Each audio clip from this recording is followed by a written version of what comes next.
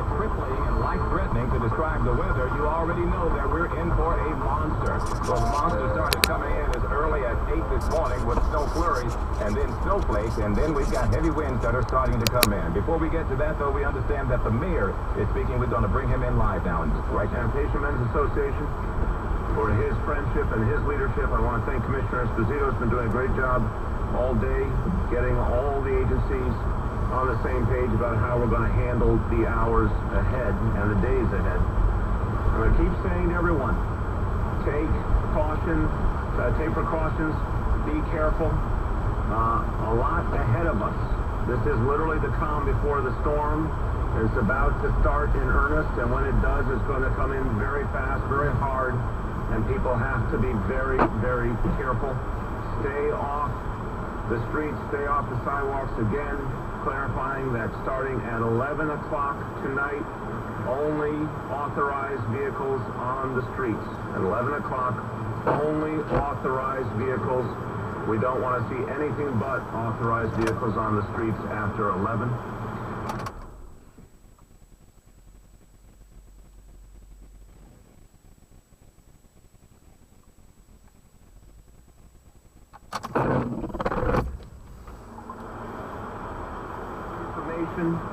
On what's happening around the city and how we're responding to it, you can get that at 311 or visit nyc.gov.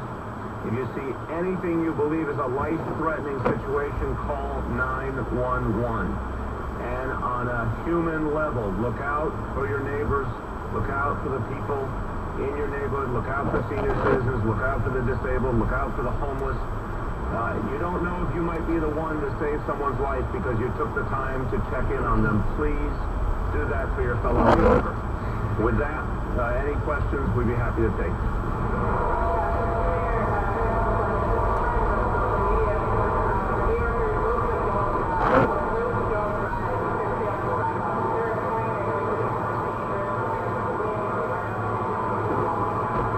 Absolutely. I'll start, and Joe Esposito may want to add to this because he's been talking to National Weather Service throughout.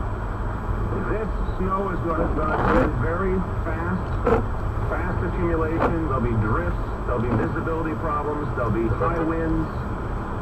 We've heard wind speeds that could easily go into the 30s, that could go up 40s, 50s, even 60s. We're not going to be shocked by that at all. That is a dangerous situation. If you're walking out there, you're very exposed.